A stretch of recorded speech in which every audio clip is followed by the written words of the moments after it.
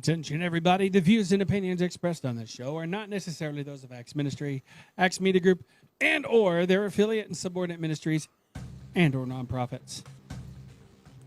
So you've waited for this since last week. Here he is, Dr. Steve Albrecht. It's crime time. Thanks, producer Matt. Welcome to Crime Time. This is Crime Time episode 50. I'm Dr. Steve Albrecht. I'm joining you from the Acts Media Group studios in Springfield, Missouri. This hour, we'll be talking about road rage. It is a complex subject. It is a deadly subject, and it's also fixable if you're the one that has the issue. We'll talk about making sure you're not a victim of road rage, but also if you have road rage tendencies, what you can do. And it's beyond just going to a therapist. So thanks for listening to Crime Time. We'll talk about crime and crooks and cops and personal security. We'll talk about some dangerous people and lots of heroes. We even mentioned a few stupid crooks out there. And most importantly, we'll talk about what you can do to keep yourself safe and your family safe from crime and violence. And as always, you need to keep yourself vigilant at home, at work, and in your neighborhood, and in your community, and in your schools, at work, and even on the road, as we'll talk about with road rage today. This show exists to make you feel more empowered, more secure, and more educated on security issues and the criminal justice system. As background, I worked for the San Diego Police Department for 15 years as a patrol officer, a reserve sergeant, and a domestic violence investigator. I now work as a training consultant and teach training workshops focusing on human resource issues, on employee coaching, workplace violence prevention, which is my primary subject area, and security issues at work. I've written 23 books on business and workplace violence and police subjects and on guns. You can find all the books on Amazon. My 3 gun books are available on Amazon Kindle. Albrecht on Guns, Volume 1, Albrecht and Farrow, Mike Farrow, my partner, Volume 2, and Albrecht on Guns, Volume 3 on Kindle. You can also reach me at my Crime Time website, crimetimeradio.com. Send me an email. We can talk about topics you want me to cover. In the email, just send me that with any comments about topics. You can connect with me on LinkedIn. That's Albrecht, A-L-B-R-E-C-H-T, Dr. Steve Albrecht on Twitter. And you can find past episodes of the show on SoundCloud.com and also new ones on YouTube every week at this time. So there are 10 factors that create road rage, 10 factors that are connected to it. We'll talk about each one of those. And maybe some of them are kind of obvious to you, like anger, but maybe some others are not so much, which is a rationalization of behavior, and also that the idea that sometimes there are consequences for that behavior as well. So we'll talk about road rage as we go forward and give you some tips to make sure that you're safe from road ragers. And if you've got the road rage issue, which some people do, male and female, it goes both ways. It's not just a guy issue, it's men and women that have it. What we can do to help you not get in trouble, not get arrested, not end up in the hospital, as happens sometimes in road rage situations. So one of the first blogs I ever wrote, and I write a blog for Psychology Today for about 11 years or so. I go to psychologytoday.com for it. It was back in January 2013 on road rage, and it has become one of the most popular subjects of the 110 or so, 115 blogs that I've written for them. In all the ones that I posted, it's the most popular. And also, it is a part of an attraction to the U.S. and national media and international media for the subject of road rage, where there was an incident in some community, and they call up and say, can you talk about this issue on the radio and on TV, and even on Skype? So I've done in the last 7 years, I've done a number of interviews in national and international media where not a month goes by, every couple of weeks or so, every month or so, I get a call from somebody, an email or a call from a radio or TV producer or a newspaper reporter here and abroad that wants to talk about what the new phenomenon of road rage. And, we've had cars for over 100 years. It's not a new phenomenon by any stretch of the imagination. To name a few, I've given interviews to TV and radio stations in Singapore, Sydney, Australia, Seoul, Korea, South Africa. I've talked about it on stations and newspapers in Salt Lake City, Tampa, Pittsburgh, Houston. Houston is one of the more prevalent cities for road rage, apparently. Portland, Oregon, no surprise there. Detroit, New York, Canada, Vancouver, Calgary, Ottawa for the Canadian Broadcasting Company. I've been interviewed on these same subjects all the time, and the media always starts with the same discussion, which is here's a horrible story of somebody who got involved in a road rage situation and in that particular city or that country, and then it ended either with serious injuries or deaths. Of course, always the death of the person that was the non-aggressive participant. The person that was the aggressor was the one who did the harm with a gun, a knife, a ball bat, or a car. These situations have led to arrests, police chase, vehicle damage, and typically public outrage. But the public outrage is always pretty short. What does it go to after the event happens? We switch over to some other violent crime, some other issue. It's sort of like school shootings. It's like workplace violence. There's a national discussion for about a week afterwards, and then we switch to another topic. So the sudden media interest is usually episodic. It only goes around for when the event happens. And the first question I always get from the news people is, and the media people, is always, why? Why do these things happen? Well, there's lots of answers that you can guess. The human brain is complex, and the human brain under stress is complex. And the idea that the human brain in an emotional situation is protective of itself even when it's doing things wrong. So there's some testosterone poisoning, some estrogen poisoning, some hormonal issues there for people. They have what's called the amygdala hijack. The amygdala is the portion of the brain that controls reason and judgment, and we talk about in sort of non-scientific terms the little brain versus the big brain. The little brain is the lizard brain, that part of the brain which is primitive. It's basically sex, food, water, sleep. That part of the brain is very primitive and interferes with the reasoning of the big brain. The big brain is the one that has judgment and thinks about things and looks at consequences. The little brain does not. Lots of people in jail and in prison have little brain thinking to blame for why they're where they are. The idea that they had some decision to make and it was a horrible one, and they could have had a million other decisions if they had let the big brain kick in. The problem with the little brain thinking, or the amygdala hijack, is that it's so instantaneous that people sometimes do rash things, horrible, violent things that they would deeply regret later on, but they don't have that kind of insight or wisdom at the beginning. That's why one solution to road rage is to simply let something go in terms of the passage of time. Your brain is so fast. Your brain operates so quickly. You can make decisions in a split second, but if you just let a few seconds go before you decide what to do, it makes a huge difference in your reaction time. Anger is an uncontrolled emotion for a lot of people, and also it is connected to this desire to be right at an emotional level instead of just saying, let me think this through. People don't often do that. They stand in front of a judge or at a hospital, laying in a hospital bed, and wish they hadn't done it. So lots of factors going on in the human mind when it comes to road rage. There's no sort of perfect solution for it.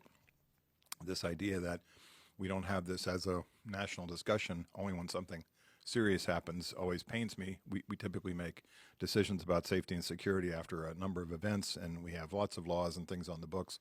But there's not a lot of laws about road rage. I mean, you can look at the typical vehicle code for a state, and it'll say something like exhibition of speed, or exhibiting trying to make a speed contest, racing somebody. Those are code violations in the vehicle code. But the idea of road rage as a sort of topic, it's usually connected to assaulting somebody with a vehicle, or assaulting somebody with your fist, or assaulting somebody with a weapon outside the vehicle, things like that. But road rage is kind of difficult to define as a vehicle code or a penal code subject, and so we have sort of loose kind of affiliation around it. There's no road rage czar in the United States, somebody that pays attention to this stuff at the Department of Transportation. Now, insurance companies, they certainly pay attention to it, and we'll talk about a study that was done by an auto club to talk about road rage statistics a little bit and give you a sense of what that's all about.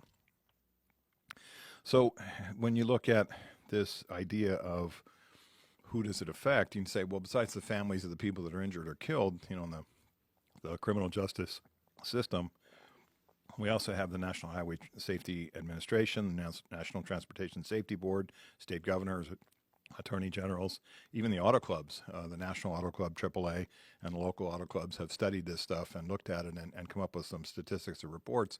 But mainly their response to it is really about getting people to protect themselves, and also maybe a little smaller about what you need to do if you have the road rage, problem in your life. And there's no real sort of discussion about it as to say let's stop doing this as a society. Let's not get involved in this type of response as a society on the highway, on the road. You look at stuff that happens on the freeway, happens on the roads, it happens in neighborhoods where these things are just out of control, and then the police end up responding when there's an injury or a death. What's the cut line? We're not going to do this stuff anymore in our society. It's hard to know how far we have to go before we stop.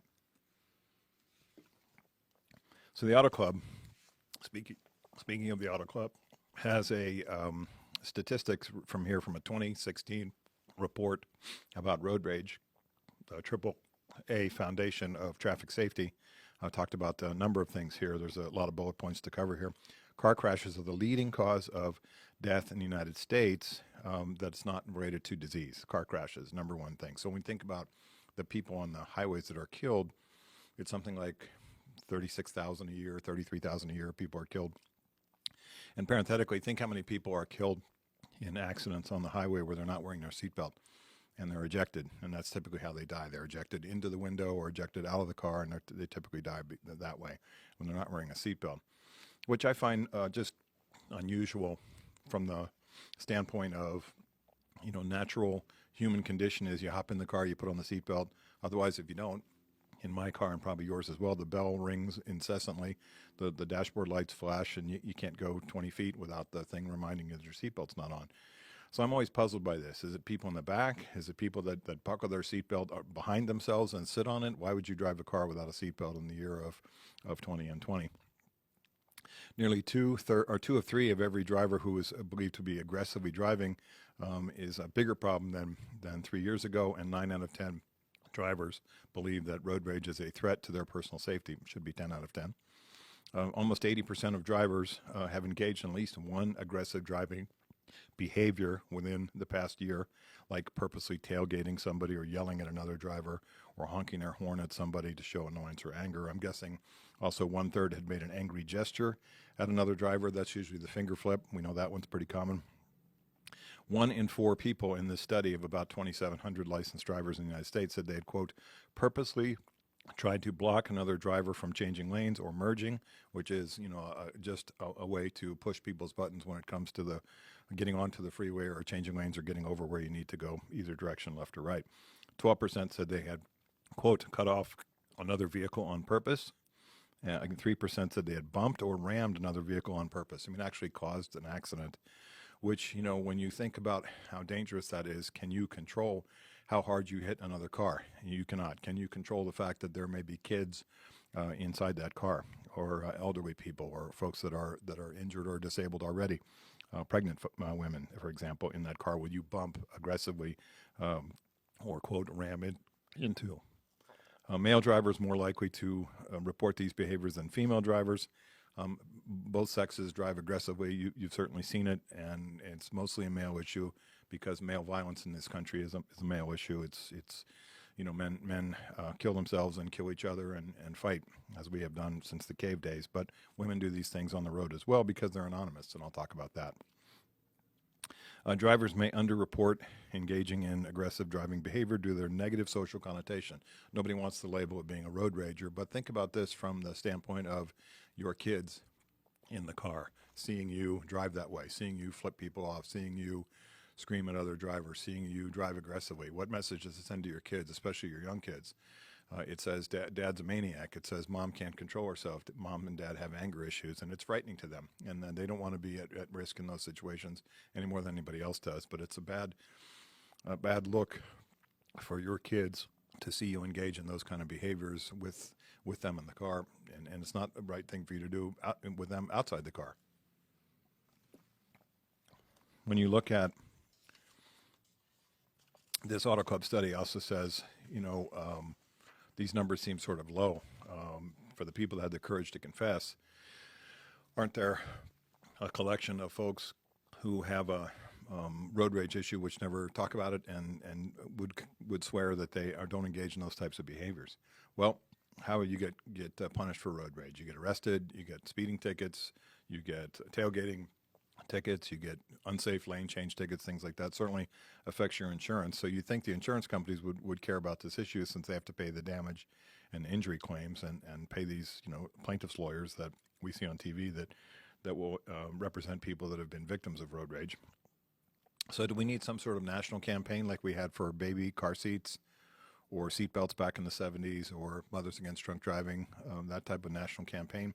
Doesn't seem likely that's going to happen until we have these types of incidents happening over and over and over again where someone dies and it becomes a national discussion. Do we see more or any kind of test questions added to test taking situations at DMV offices for new drivers about road rage? I don't see a lot of questions related to road rage.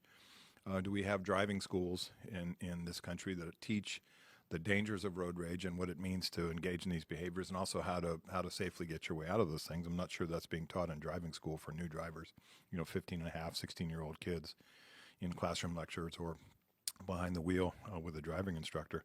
But how about the American Medical Association? How about the American Academy of Emergency Physicians? How about the National Association of Emergency Room Physicians? Don't doctors and other healthcare professionals have a discussion point to say that we're tired of seeing people come in on ambulance gurneys that have been in road rage situations, they've been injured or killed? So let's look at the roll through as to why some of these things happen, and think about if you have been involved in a road rage situation as either a participant, unfortunately, or as a victim, whether you saw some of these same types of things, and whether these 10 factors I'm going to talk about actually kind of make sense to you when you consider the issue.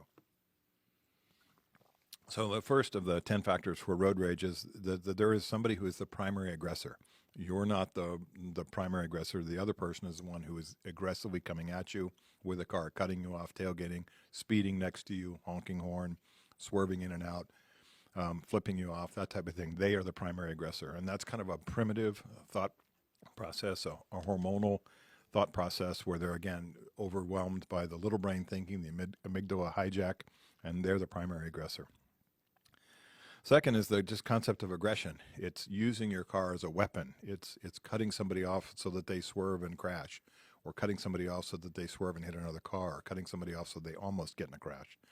You're using your car as a weapon in an aggressive way, tailgating to the point where you're inches away from somebody else's bumper, using your car in an aggressive way to force people off the road, to force them to miss a turn or force them into a ditch, something like that. You're using your car as a weapon.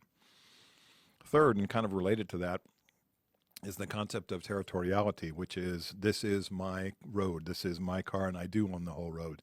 And so you see people being territorial about their lane space. So they're territorial about the lane that they're in. They're territorial about you coming into their lane. They're territorial about you coming over to merge. There's a sense of, I do own the road. This territoriality is the space around my car is mine and not yours. So this idea we've always tried to think about of sharing the road is not happening with these folks. The fourth factor is anonymity. So we have people with tinted windows in their cars and trucks. We have people that you don't recognize. You can't write down their license plate. There's no identifying stickers or anything on their car to help the cops identify them. So they feel they're anonymous. They can do what they want, threaten you, use their car to threaten you, threaten to fight you inside the car, get out of the car and fight you on the side of the road, which is a horrible idea. Never pull over and confront these people. Never get out of the car and fight them. I mean, it's just a horrible idea. We'll talk about that in a second. And then the other idea is this territoriality is connected to sort of the space around them, and they don't care about who crashes or who is impacted by them with the way that they drive their car in an aggressive way. So they block when you try to change lanes. They don't let you over to merge. They force you off the road. That's that kind of territoriality. And then the anonymity part is connected to, I can do what I want. You won't know who I am. I'm anonymous to this situation. I can drive off and you're not going to be able to find out who I am. The other factor is engaging behavior versus avoiding behavior. You and I, to prevent road rage, would take our foot off the gas and let this person drive on past. You and I would change lanes and go to the next off-ramp and get off the freeway to avoid this person. These folks engage in these behaviors where they cross 6 lanes of the highway to come across to the off-ramp and try to chase you down to the off-ramp at the bottom of the hill. They actually engage in behaviors that put you at risk, put them at risk, and they have every opportunity to slow down, every opportunity to drive more carefully, and they do not. This engaging versus avoiding behavior. A big factor is their lack of insight about their actions. They justify their behavior. They say, so what? I'm entitled to do it. You should have not been in my way. You should have moved out of the way. You don't have the right to be in that lane. Those types of things. So there's a lack of insight, even to the point where they get out and fight people on the side of the road. There's a lack of insight when they get involved in shooting situations or fights with knives, things like that. They take a ball bat to somebody's windshield. I remember Jack Nicholson did that with a golf club in Los Angeles a few 30 years ago.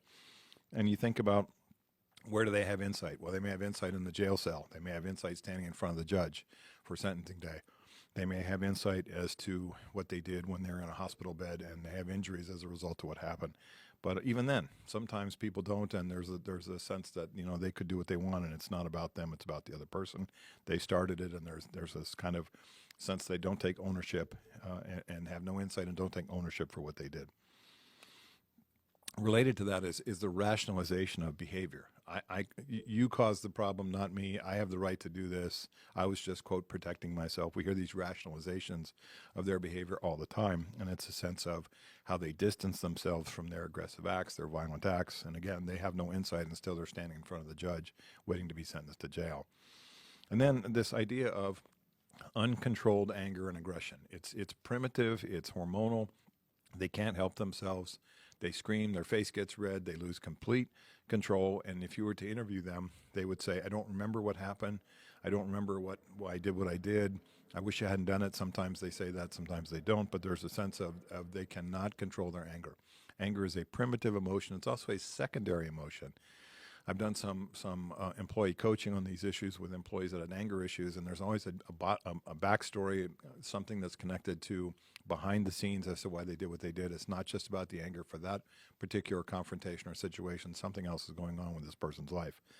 So untreated anger, as we know, is a health risk. It triggers our stress hormones. It triggers our stress response. It's really tough on your heart rate. People that are furiously angry all the time suffer from heart disease and heart attacks. Folks that are furiously angry all the time impact their jobs, relationships, kids, marriages, friendships. I mean, it just goes on and on in terms of their inability to control their anger. And then this aggression that's connected to it. It's one thing to be angry. It's another thing to use your car as a weapon. It's another thing to get out of your car and go fight somebody on the side of the road. So primary aggressor, aggression, territoriality, anonymity, engaging behavior, lack of insight, rationalizing the behavior, uncontrolled anger, uncontrolled aggression, all parts of this issue. Two more. One, no concern for consequences of their behavior. So at the moment in time, they go, geez, if I keep doing this, I could get arrested. They don't think that way. If I keep doing this, I could lose my driver's license because of the points that I come up with when I get 16 tickets related to this issue. There's no consequences for them because they don't think about the consequences again until it's too late. So this is sort of connected to like a substance abuse kind of an issue, and I would say that anger is also an addictive type of thing, that some people have a real addiction to anger, because we define addiction as something that has consequences, and anger has consequences. Unmanaged, unmet, untreated anger has consequences. It ruins people's lives, friendships, relationships. It affects your freedom. Lots of things happen when anger goes unmanaged. And lastly, when you think about road rage as a subject, it is narcissistic. And all roads lead to narcissism, as my favorite podcaster, Adam Carolla, always says. Road rage as a concept is narcissistic. Dig me, look at my car, look at how I can make you feel fearful, I can control you, I can terrify your kids. If I'm driving in such a way as to put you at risk with my car, using it as a weapon, that's narcissistic. So you look at those 10 factors, there's a lot of stuff going on in road rage that we can only sort of scratch the surface on, because it is a deep, sometimes primitive human emotion. And let's talk about what we need to do to make sure that you're not involved in those types of situations in road rage, especially on the side of the road, especially as you're kind of scanning the highway, as you're driving around, seeing what you see, surface streets, on the highway, that type of thing. First off, if you look at yourself and you say, if I'm being honest, do I have a road rage issue? Say that 3 times fast. Road rage is all about uncontrolled anger. And so if you say, I have anger in a lot of portions of my life, do I have anger about how I drive and how other people impact me? I guess when I would say when I was younger, I was super frustrated with a lot of people when they're driving. I've never flipped anybody off in my car. I've never rolled down the window and shook my fist at anybody. But I've given them a look, and I've given them a gesture like, "What'd you just do that for?" But as I got older and I've become sort of more patient with people's foibles and their problems, I tend to care less about road rage unless it's directly affecting the safety of me or my family. But I think sometimes you have to have a little bit of distance to this subject and go, it's not my intention to engage with this person and put my life at risk or have them harm me or harm my family. Just let them go. And so the good news about a lot of these people is that they fly on down the road and they're not a part of your life anymore. So if we look at anger, one of the things you have to say to yourself is, am I an angry person in general? And if that's true, then road rage is one of your many problems connected to anger instead of it's a rare thing that happens where people get frustrated or angry at each other on an occasional basis. Folks that have road rage have demonstrable anger on lots of issues in their family and in their lives, at work and in their relationships, etc. That being said, if you can say to yourself, I think I have an anger problem, I must get some help. That could be therapy, that could be a pastoral counseling, that could be using your EAP or Employee Assistance Program of counseling services at your work. There is a concept in therapy called anger management, and I do anger management programs, but I actually call them anger mastery programs because I think management means you sort of suppress your anger, and you sort of tamp it down, you stuff it into the box, or sometimes literally into the cannon, which becomes a thing that launches, or I use the phrase anger mastery, which says that we get some control over anger, that we have some insight about anger, that we have tips and ideas and tools that we can actually apply towards mastering anger as opposed to anger management. So this idea of road rage, you have to look at yourself and say, do I have an anger problem? And if so, what are my choices? What consequences have I felt or faced so far? And as an issue, what do I need to address in myself? And that's going to typically involve some sort of therapy. Well, guess what? You get arrested for domestic violence, you get arrested for road rage, you get arrested for fighting for somebody. One of the things the judge may sentence you to is an anger management school. And this is typically a program. There's lots of them. There's a website run by a guy named George Anderson Anger Management. He's very well known, especially in California. If you look at George Anderson's website on anger management, they have all kinds of anger programs for people to go to. It's kind of like, some of it is for DV, is called Batterer School, which is sometimes a 52-week program. Some other anger programs could be court-ordered by a judge. They're 26-week programs, and you have to go to every single program, every single class meeting. It's a group discussion. And in those group discussions, they talk about the impact of anger and what it means and how you got here and what you're trying to do to come up with tools. And they use workbooks and exercises and things like that to get people straight on the concept of anger and how it can ruin their life. The other part of road rage is to realize that what you do behind the wheel of a car has consequences, and what you do behind the wheel of a car from a dangerous perspective has consequences. Do you want to end up in debt or in jail or in prison, or put your kids or spouse or partner at risk because somebody cut you off, or because somebody didn't put on their turn signal, because somebody was looking at their phone and may have drifted over into your lane unintentionally? Think about how many road rage situations happen with unintentional behavior by the other driver, that the person who has the anger issues behind the wheels just goes crazy.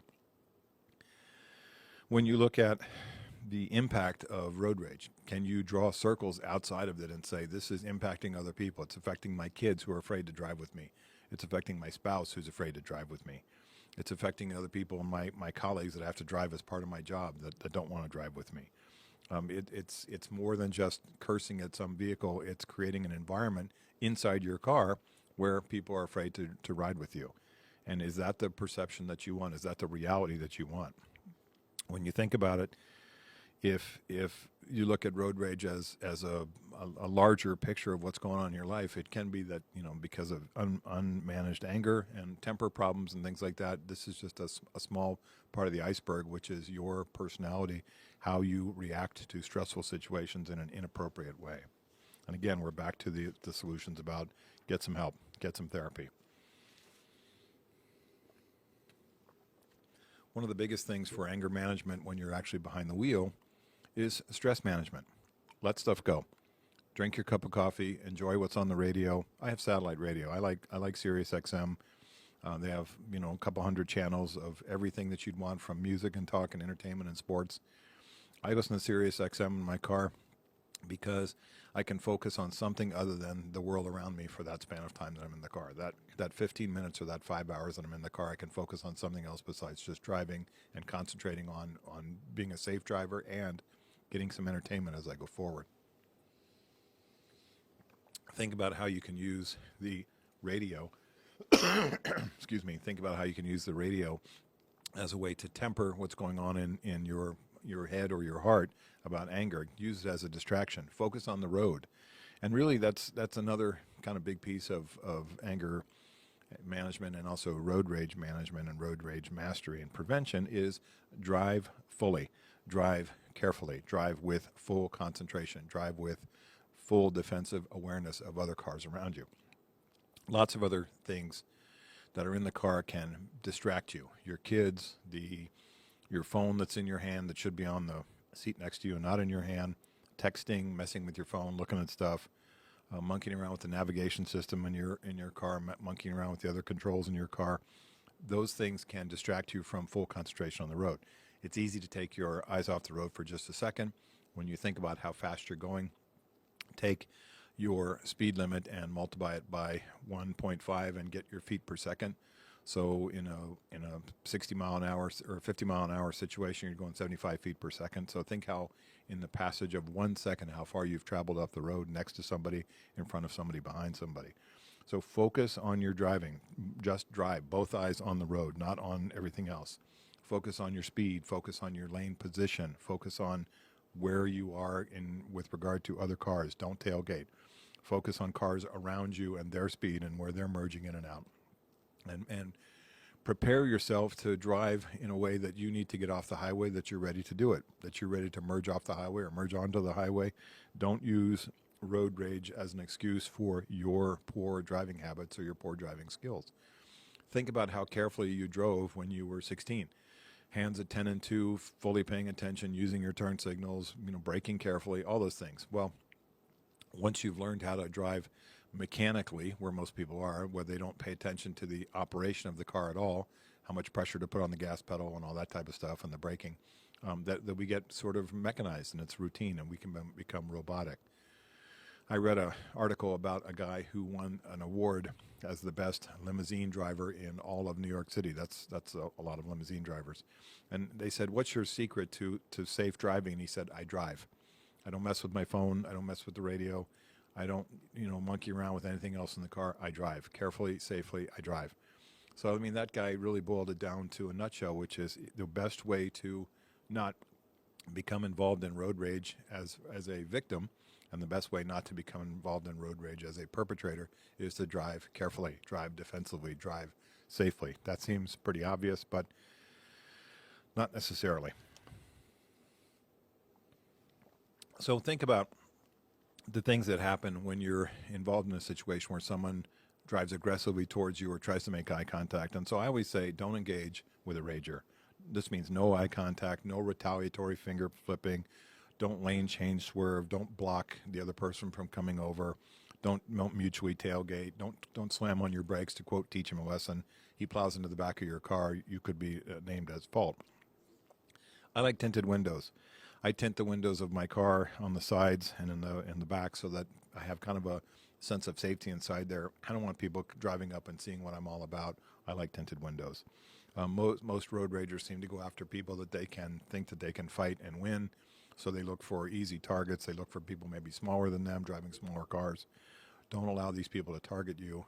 Be as anonymous as you can on the road. I guess the biggest factor for road rage safety that's so different now compared to the old days is the use of cell phones.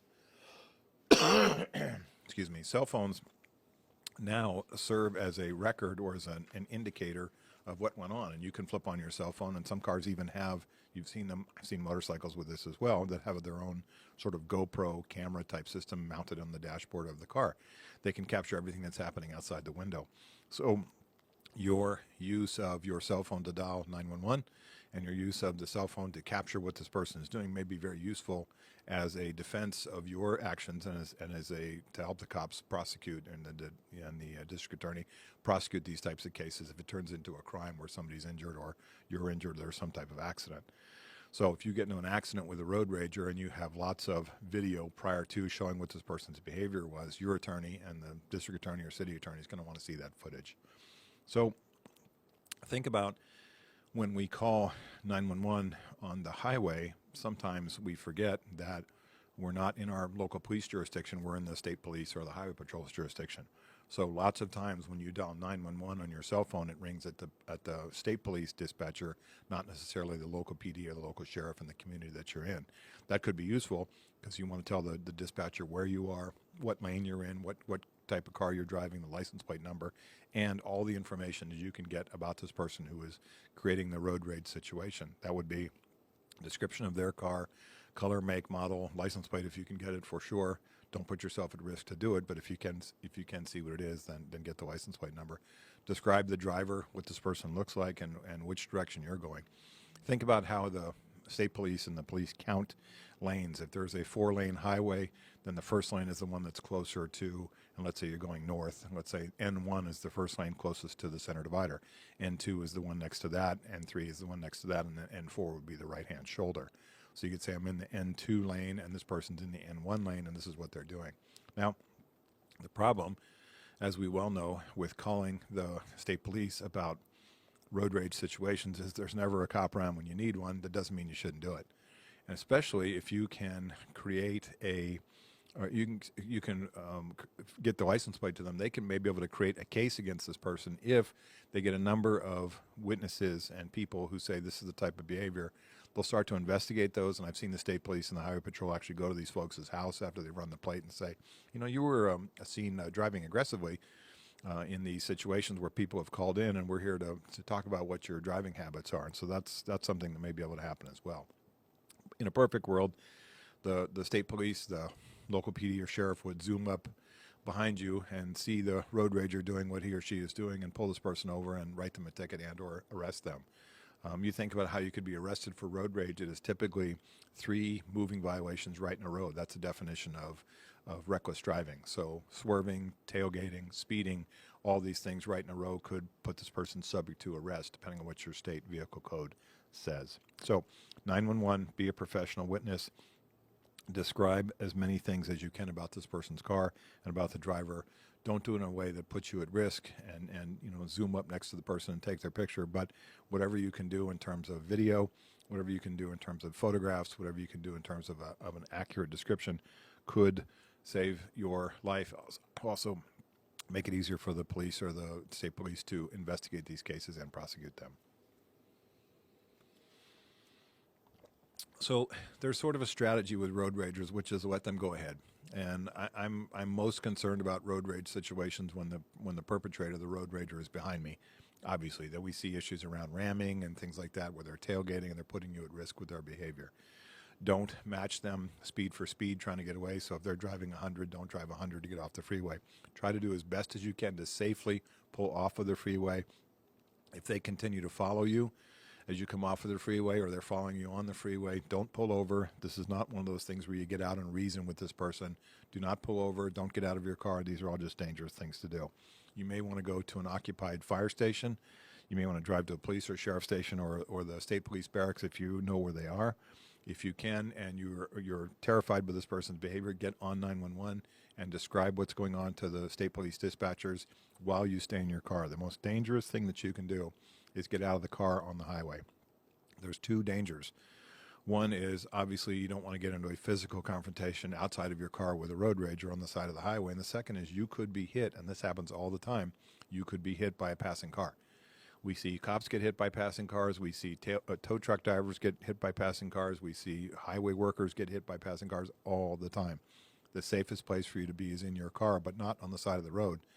Sometimes we stick out into the shoulder lane. It causes a huge crash, and it's a big mess. Stay in your car. Don't get out of your car to confront people. If you can, get off the highway. But my biggest thing is just try to get these people to go around you, to go past you and move on with your life while they move on with theirs. They're going to get their just rewards down the road. Somebody's going to catch them in the state police or something like that. But don't get into situations where you get out of the car. Keep your windows rolled up.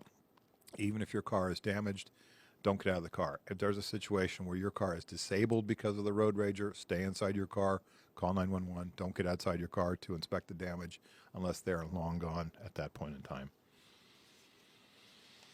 So when you think about this subject, it is a sort of a larger symptom in our society of a larger issue of anger, and we just see it so much, especially on social media. I mean, spend 15 minutes on Twitter, and you'll just see so much just uncontrolled anger in our population. And why is it any surprise to us that we see road rage as a byproduct of uncontrolled anger in our society? So let's talk about Crime Time's Stupidest Crook of the Week. It's one of my favorite parts of the show, Crime Time's Stupidest Crook of the Week, where I get to talk about some of our dumbest criminals who managed to get themselves arrested based on their monumental stupidity. Okay, Indian River County, Florida. Sheriff's deputies in Indian River County, Florida, arrested a man after he tried to break into the county jail by ramming his car into the front door of the jail and then trying to climb a fence to get inside. This is a dumb guy already, you can tell. 24-year-old suspect was arrested when he got tangled in the fence's razor wire. That must have hurt. He was taken into custody and treated for minor injuries. He told deputies he was, quote, high on the synthetic drug Flakka. You can get that at the liquor store, by the way. And just wanted to, quote, visit friends who were in the jail. Sheriff's Department officials estimated the damage from his car to the fence and the door to be at least $5,000. Even if he had tried to climb the fence, he would have had to scale another fence and get through a locked door at the building where his friends were housed inside the jail. He now faces charges of aggravated assault on a law enforcement officer, battery on a law enforcement officer, 3 counts of felony criminal mischief. He does sound like a mischief maker, does he not? Leaving the scene of a crash with property damage and driving under the influence. Being held without bond, which, ironically, said the news reporter who wrote the story, gives him plenty of time to reconnect with his old friends. Time for Crime Time's IQ test. Let's test your Crime Time IQ with this week's crime quiz question. Okay, here's the question. When was the first harbor police unit founded in America? Okay, the first harbor police unit was founded in 1861. The Washington, D.C. Metropolitan Police Department established the Harbor Patrol as the first specialized police force on the water and has operated continually in D.C. since 1861. It started as a one-man operation and expanded in the 1880s to 14 officers under the command of Lieutenant J.R. Sutton, the first harbor master. He said, the harbor police are a terror to the wharf rats and river thieves who ply their vocation on our riverfront. They also patrol the wharves to promptly discover fires and thereby prevent disastrous conflagrations. So that was in 1880s that Lieutenant J.R. Sutton, the first harbor master of the Washington, D.C. Metropolitan Police Department Harbor Patrol, had said. In D.C., today's Harbor Patrol consists of 19 well-equipped and highly trained officers and sergeants under the command of the harbor master. Their law enforcement mission remains the same. Their patrol duties have greatly expanded. One of their primary specialized duties is underwater search and recovery, underwater search and rescue. The Harbor Patrol Underwater Search and Rescue Team is 15 certified divers equipped with the latest dive technology, including underwater metal detectors, sonars, and underwater communication equipment that enables the divers to stay in constant contact with people on the surface. The Harbor Patrol officers are also certified in air, sea rescue, ice rescue, that's a lot of fun in D.C. in the wintertime, accident reconstruction, marine mechanics, and boating safety instruction. So 3 cheers for the Washington, D.C. Metropolitan Police Harbor Patrol, founded in 1861.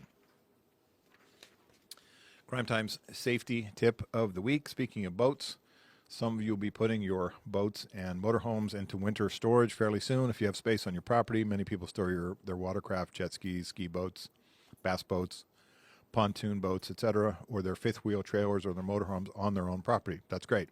If they don't have space on their property, they often use storage yards. Now, here's the problem. Remember to remove all valuable items from your boats or your motorhomes before you store them. The locks. Let's think about motorhomes for a second. The locks that the manufacturers use on external storage compartments or on boats, internal storage lockers, are not really designed to keep thieves out. Think about the main locks on your motorhome, not that sturdy. Take away any of your personal items, tools, fishing and camping gear, barbecue stuff, and lock it in your garage. If you have a motorhome and a boat, it is worth the investment to have a locksmith change out the main door locks on your motorhomes or boats with locks that can't be picked or pried off. The ones the manufacturers put on there tend not to be all that great. So next week, we're going to be talking about an app that I have in development with a partner of mine. My partner and I have an app called Cop in Your Pocket.